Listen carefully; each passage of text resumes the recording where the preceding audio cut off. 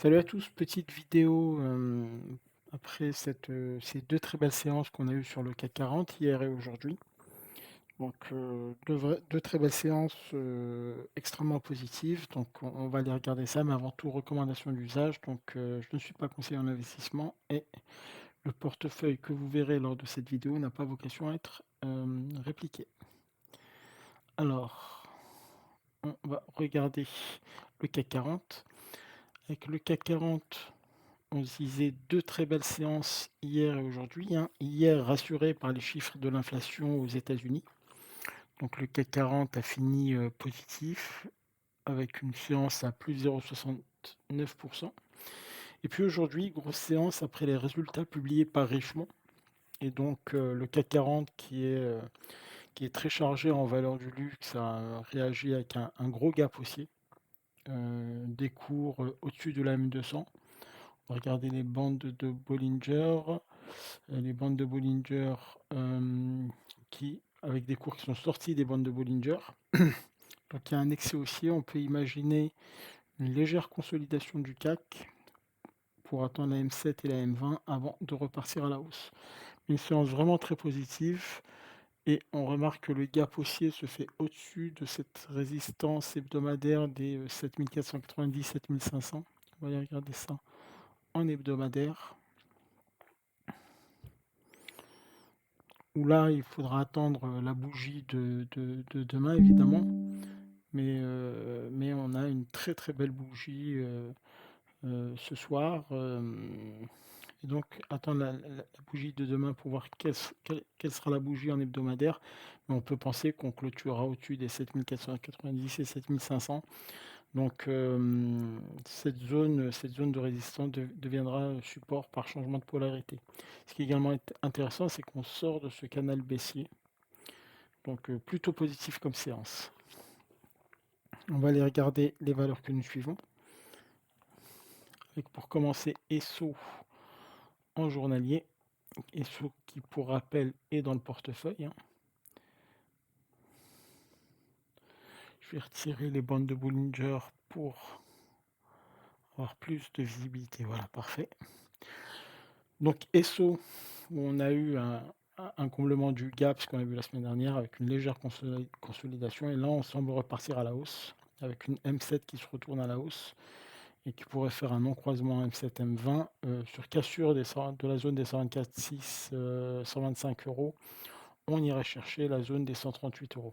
Donc c'est là où je vendrai la moitié de la position. For Farmers. Alors, For Farmers, je ne l'ai pas dans la liste ici. Tiens, c'est bizarre. Je vais aller la chercher alors. For Farmers.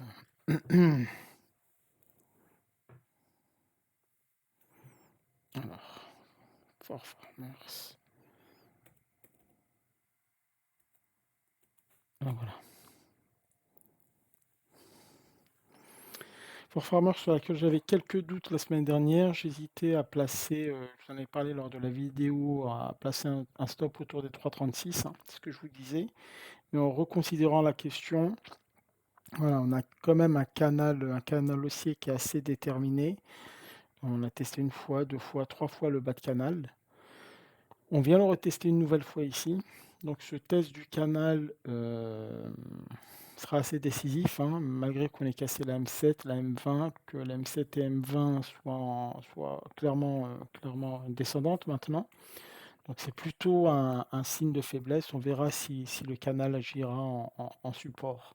Mais globalement, la stratégie a été établie avec un stop loss à 3,16. Donc je conserve la stratégie avec une perte qui est connue. Donc voilà, je préfère pas changer le plan comme ça en cours de route et conserver mon plan, même si effectivement il y a quand même une certaine faiblesse de la stratégie, hein, des cours actuellement. Mais encore une fois, je compte sur ce bas de canal en support, même si les deux dernières bougies sont vraiment pas, c'est pas terrible. Mais on regardera.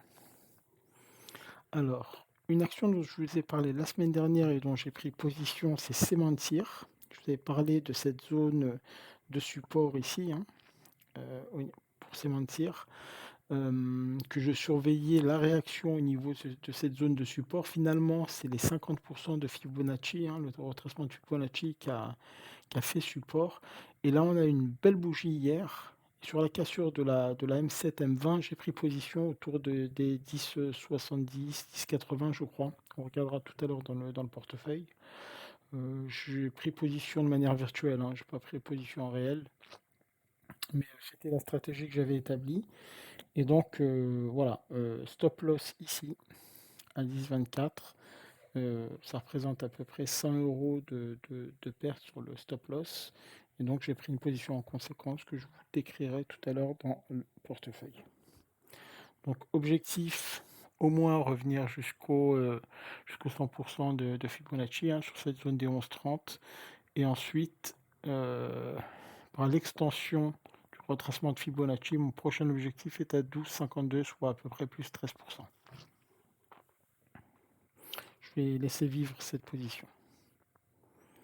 Ensuite, suite à la hausse du CAC 40, on va jeter un œil à LVMH.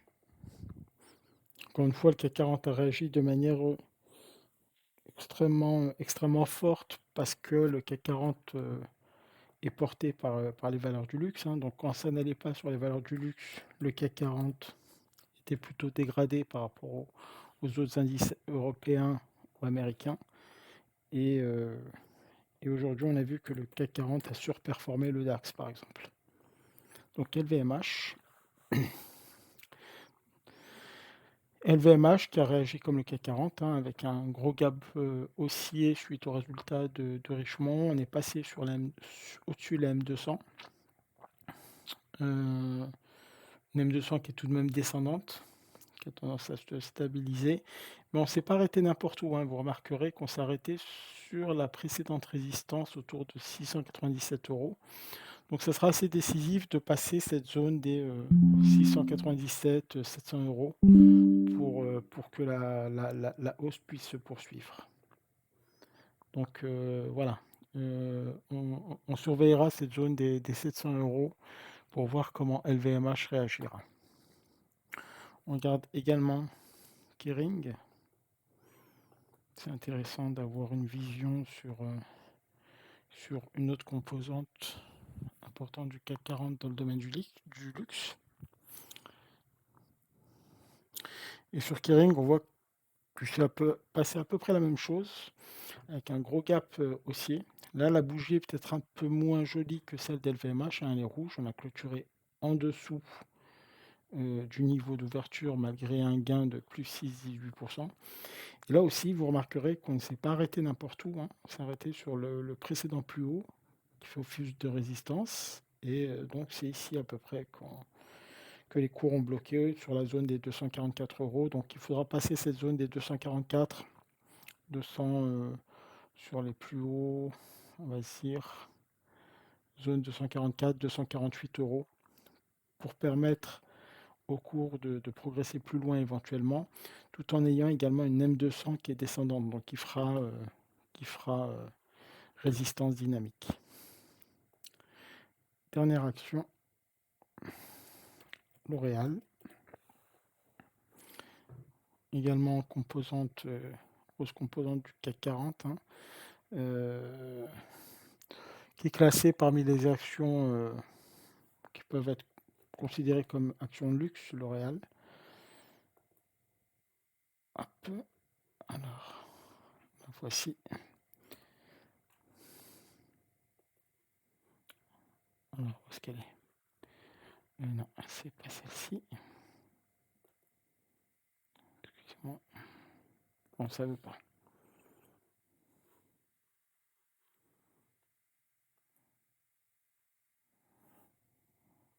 Hop.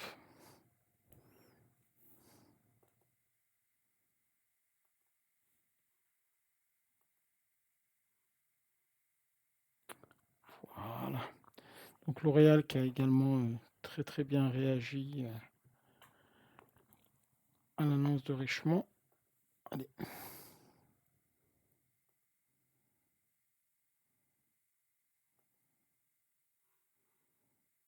Non, c'est pas Genoway que je veux.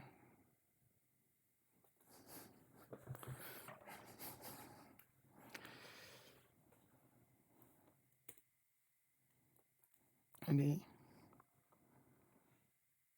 excusez-moi, mon ordinateur me fait quelques petits caprices. L'Oréal, parfait. Voilà, parfait. L'Oréal aussi qui a connu on voit ici un gap haussier. Euh, une bougie pas hyper étendue, hein. On a clôturé pas très loin finalement de l'ouverture, hein. Clôture pas très éloignée de l'ouverture.